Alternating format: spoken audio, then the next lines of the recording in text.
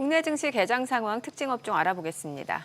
네, 오늘은 엠플러스 자산운용 장재웅 운영역 모셨습니다. 어서 어서 오세요. 오세요. 예, 반갑습니다. 저희 첫 출연이시죠? 살짝 긴장되는 측면이 있네요. 예.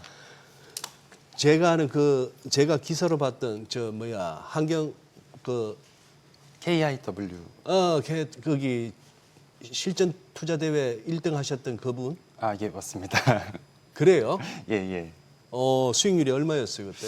그때 당시 코스피가 한 40% 정도 수익 본 상황에서 제 코스피가 40%인데 예, 저는 한 78% 정도 기록했던 걸로 기억하고 있습니다. 어디다 몰빵을 하셨길래? 사실 그 대회 초반에는 당시에는 그 지금처럼 이제 IDM 중심으로 시장이 흘러가지 않고 네. 여러 이제 테마주들이 조금 움직였었거든요. 언제쯤이었습니까, 그게? 올해 1월입니다. 1월에? 네네. 예. 그래서 이제 우주방산 바이오 개별 기업으로 보다가 2월부터는 삼성전자 1분기 실적 발표 이후에 이제 대형 중심 반도체 기업으로 포트를 구성했던 걸로 기억합니다. 금년이 어떻게 운이 좋았던 겁니까? 아니면 꾸준히 주식을 잘해 오셨어요? 사실 주식은 아직도 조금 많이 부족하고 모르는 기업도 너무 많기 때문에 매일 예. 스터디를 하고 있는데 예. 그냥 운이 좋았던 것 같습니다. 운이 좋았던 것 같다. 그래 상금이나 또 투자해서 번 돈으로 뭐 하셨어요? 뭐 차를 바꾼다든지. 상금은 그냥 그대로 또 이제 다른 주식을 샀고요. 커피 한 잔 안 돌리고 회사에. 돌릴 예정. 거의 반강제적인데요. 예? 아니 본인 자율 의지에 맡겨주세요. 왜 그럴까요? 반강제 하지 마세요. 반강제하지 말고. 네. 저 궁금한 거 다 여쭤봤어요. 자, 오늘 시장 상황 이제 하반기 첫 거래 보셨죠? 예, 맞습니다. 어떤 혹시 좀 분위기라든지 변화가 느껴지세요? 어떻게 봐야 돼요? 저는 사실 이거 전일 미국 증시를 보고 샌디스크 상향 레포트라든지 그리고 미국 증시를 주요하게 보는데 반도체 장비 업종들이 굉장히 좋았거든요. 네. 예, 그러면서 국내 업종들은 IDM을 약간 보합 수준에서 움직이는 것 같고 외국인 수급을 보면 코스닥에서는 여전히 반도체 장비주들 위주로 수급이 나오고 있더라고요. 네. 예, 미국 증시와 크게 다르지 않은 흐름. 다만 이제 국내에는 또 반도체 거대한 팹 투자가 이루어지고 있기 때문에 뭐 전력기기, 전선 이쪽이 좋은 것 같습니다. 그쪽이. 지금 약간 전자 하이닉스 우리 반도체 투톱이 지금 조금 숨고르기 양상을 보이는데 그냥 뭐 있을 수 있는 현상으로 보세요? 아니면 뭔가 좀 시사하는 바가 있습니까? 이게 이제 하반기 첫날이라서 그래요. 예. 아직은 뭐 큰 흐름을 준 건 아니어서 크게 시사하는 바는 없지만은 이제 무엇보다 이제 다음 주에 있을 삼성전자 실발을 앞두고 다만 조금 숨고르기 하는 게 아닌가. 약간 저는 실적 그렇게- 발표를 지금 실발이라고 하신 거예요? 예, 맞습니다. 실적 발표를 앞두고 줄임말을 쓰면 안 되는데. 아니요. 그게 아니고 발음이 좀 잘못 들릴 수 있어서. 실발? 네, 실발을 앞두고라고 하니까 실적 발표로 실발. 네, 네, 맞습니다. 네. 그러시다가 받침 빠지면 어떡하려고. 예, 그러네요. 아니 저는 이제 궁금한 게 그 사실 그 동안은 이제 삼성전자, SK하이닉스 쏠림 현상 굉장히 심했잖아요. 그런데 이제 최근에 한 2, 3일 전부터 분위기가 이제 뭐 코스닥 쪽이라든지 아니면 코스닥 승강제에 대한 기대감이라든지 아니면 그동안 소외받았던 섹터 쪽으로 지금 관심이 조금씩 이제 쏠리고 있는 것 같다는 생각도 들거든요. 이게 일시적인 순환매로 봐야 되는지 아니면 이렇게 좀 시장 분위기가 바뀌고 있다라고 저희가 대응을 해야 되는 건지 이거 좀 궁금해요. 저는 여전히 대형 반도체 중심으로 시장이 흘러갈 것 같고요. 그럼 삼성전자, SK하이닉스 중심으로 예, 왜냐하면 이건 사실 글로벌한 트렌드 속에서 삼성전자, SK 하이닉스가 호황을 누리는 거고 예. 사실 뭐 다른 섹터나 그 삼성전자나 SK 하이닉스 수혜보는 전공정 장비 업종들도 사실 그 IDM 회사만큼의 뭐 이익 증분이라든지 밸류에이션이라든지 이벤트 측면적에서 더 매력적이진 않거든요. 그런 측면에서 전 여전히 IDM 중심으로 IDM? 예, 종합 반도체들 중심으로 삼성전자나 하이닉스 중심으로 흘러갈 거라고 보고 있습니다. 그래요. 그동안에 뭐 시세 측면에서는 남부럽지 않았던 제주 반도체가 딱 교과서적인 이중천정 딱 만들고 지금 약간 후달후달 하거든요. 예, 맞습니다. 이런 쪽은 안 쳐다보세요? 그런 종목도 특정 구간에서는 이제 베타 플레이 측면에서는 관심을 가질 베타 플레이. 그러니까 변동성 측면에서는 더 이제 좀 풀어 예, 우리가 좀 쉽게 예. 실발 이런 얘기 전문 용어 쓰지 들어보니까 마시고 실발은 시작에 불과했어요 지금. 실발은 시작에 아, 불과했어. 예. 이제 그런 이제 중소형주들 같은 경우에도 이제 변동성이 크기 때문에 특정 구간에서는 아웃퍼폼할 수 있다고 생각하거든요. 근데 지금 이 AI 흐름이라는 건 사실 구조적인 상황 속에서 발생하는 거고 중장기적으로 모아갈 수 있는 주식은 삼성전자와 SK 하이닉스라고 보고 있습니다. 진짜 모아갈 돈도 없어요. 그동안에 계속 물타기를 밀릴 때마다 물타기를 해갖고 이제 거의 뭐 이제 뭐야 스탁론도 거의 다 썼고 이제 어디서 그 뭐 해야 되나 싶을 정도인데 그냥 가만히 가는 수밖에 없네 그냥. 그래서 조정 네. 올 때마다 사실 조금씩 물량을 늘려가는 게 맞지 않나. 사실- 소장님이 예. 모아갈 돈이 없다고 했는데 조정 올 때마다 물량을 늘려가라고 하니. 근데 지금 제 얘기도 좀 들어주세요. 돈이 없다니까.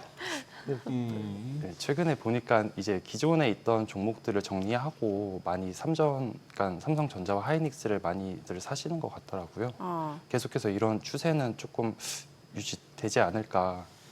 그럼 제가 질문을 이렇게 바꿔볼게요. 지금 그러면 그 기존에 소외됐던 종목들이 이제 어느 정도 소외돼서 막 손실 구간이었다가 이제 간신히 이제 원금 회복이 되고 있어요. 예. 그러면 이쪽을 팔아서 그 여전히 반도체 대형 반도체 쪽이 좋다라고 보시니까 그쪽을 사야 된다 이렇게 이해를 하면 되는 거예요? 아, 예, 맞습니다. 그래요? 그래요. 아니 또 그러면 이제 미국 쪽도 얘기를 좀 여쭤보고 싶고 미국 쪽도 최근에 보면 이제 하이퍼스케일러들이 좀 가격 조정이 있다가 최근에 좀 반등을 보이고 있는데 그럼 이것도 일시적이라고 보시는 거예요? 지금 약간 구도가 하이퍼스케일러 대 반도체 이제 메모리 업종들 약간 좀 이런 경쟁 구도식으로 예, 조금 맞아요. M7 예, 예. 보면 시총이 많이 떨어졌더라고요. 예. 약간 그런 측면에서 이 구도는 계속 진행될 것 같고 네. 그리고 뭐 케이펙스라든지 금리 같은 조금 이런 변수들이 여전히 조금 부담되지만 사실 하이퍼스케일러들 입장에서 그만큼 메모리에 투자하는 거는 컴퓨팅 파워는 쓰면 쓸수록 AI 역량이 더 지수함수적으로 좋아진다는 거는 이제 돈 쓰는 입장에서 더 잘 알고 있는 것 네네. 같거든요.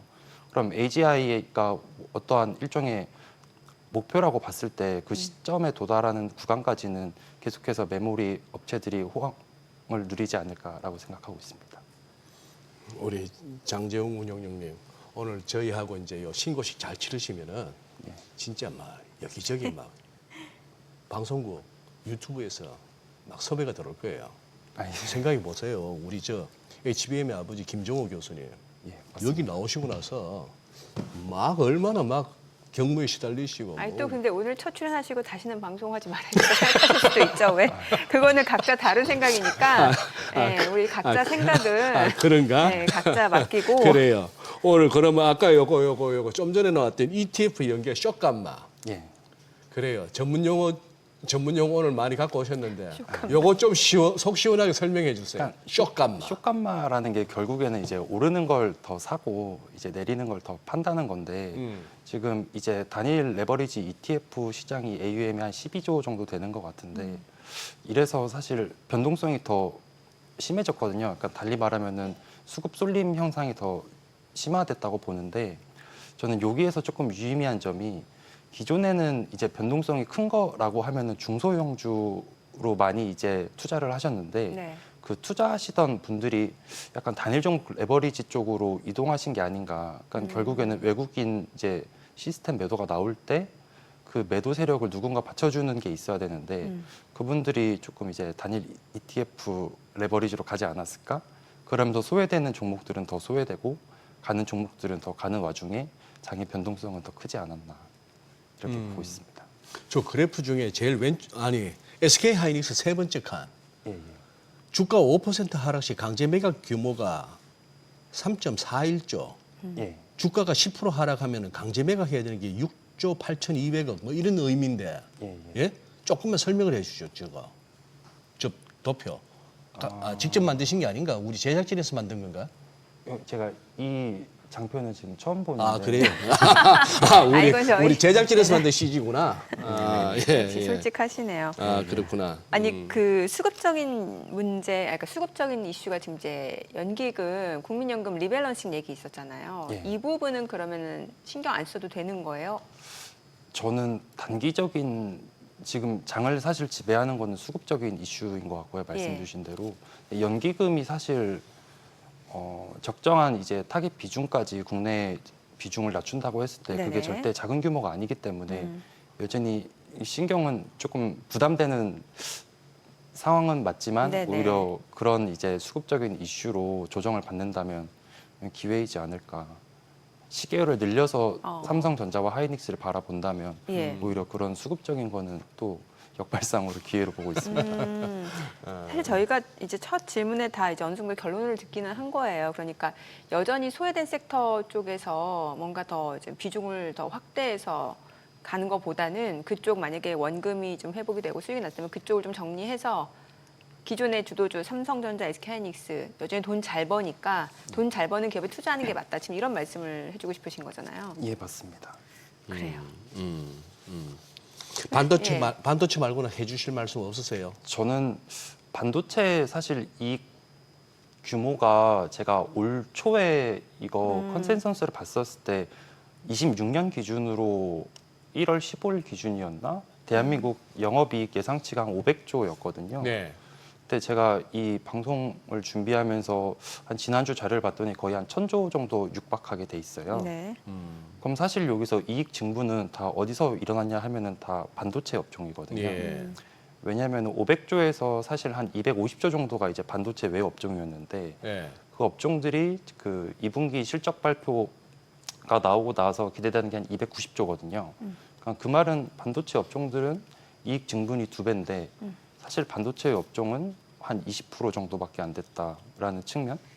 그래서 보면은 여전히 반도체 쏠림 현상은 더 심해지지 않을까. 예, 단순히 숫자가 좋다라는 측면에서 예. 뭐 여러 섹터 조선도 좋고 예. 사실 여러 섹터도 있겠지만은 그렇죠. 상대적인 비교잖아요. 왜냐하면 기회 비용을 최소화해야 되는 게 사실 투자기 때문에 네네. 그런 측면에서는 여전히 조금 계속 초질가는 초질관. 예. 아니 그런데 우리 제작진한테 그 보내주신 대본에는 금융주 배당주도 관심 갖고 계신다고 보내셨잖아요. 예, 맞습니다. 네, 그 그러니까 얘기도 그럼 좀 해주세요.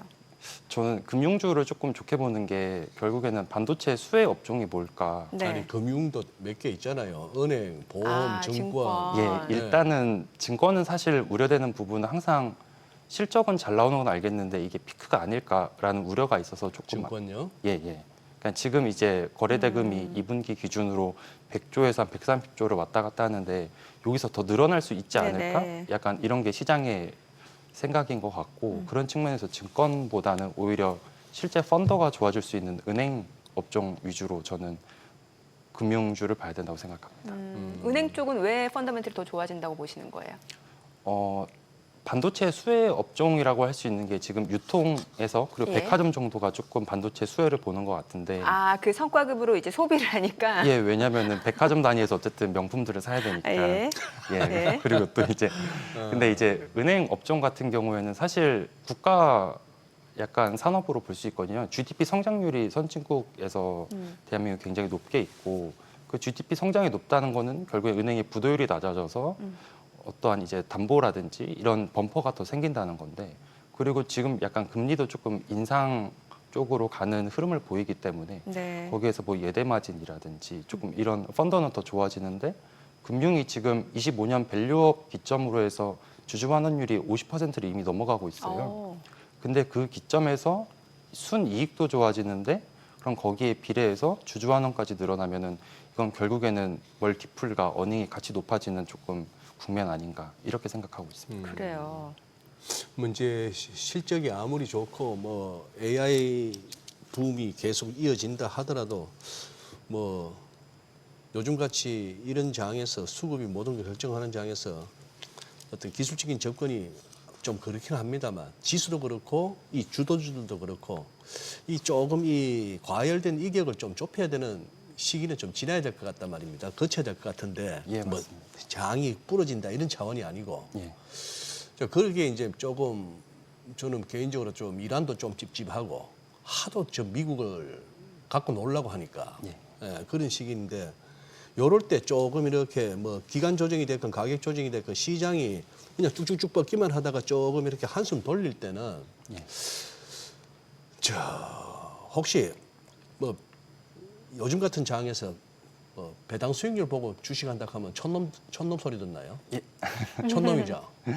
그 아무래도 이제 레버리지 하면서 하루에 50% 60% 먹어야 되는데. 예, 그 배당 수익률 뭐 5에서 많이 나오면 10%까지 나오는 종목들이 있는 예. 것 같은데 예. 사실 조금 매력도는 떨어지죠. 근데 다만 이제 그럼에도 불구하고 이제 포트를 구성한다고 했을 때는 이제 그럼 또 방어주 역할을 할 종목이나 업종이 필요하기 때문에 네. 그 측면에서는 여전히 조금 좋게 보고 있습니다. 잘 주는 게 어떤 게 있어요? 배당 잘 주는 데가. 대표적으로는 금융 금융 지주들이 좋고 그리고 이제 보험 업종도 사실은 이제까지 배당을 못 하다가 이제 금리가 이제 인상되면서 이제 그들이 갖고 있는 이제 부채 비율이 감소되잖아요. 이제 그렇게 되면은 또 배당 여력이 또 생기거든요. 그리고 오히려 이거는 조금 수급 쏠림에서 너무 반도체, 그러니까 삼성전자, 하이닉스만 말씀드렸는데 네. 오히려 배당 성장주들 중에서 단순 수급 쏠림으로 그냥 펀더는 좋은데 아, 예. 예, 그런 종목들은 또 옥석 가리기를 하면 괜찮지 않을까 이렇게 생각하고 있습니다. 알겠습니다. 오늘 내용 여기까지 듣겠습니다. 잘 들었습니다. 고맙습니다. 시간 내주셔서 감사합니다. 네.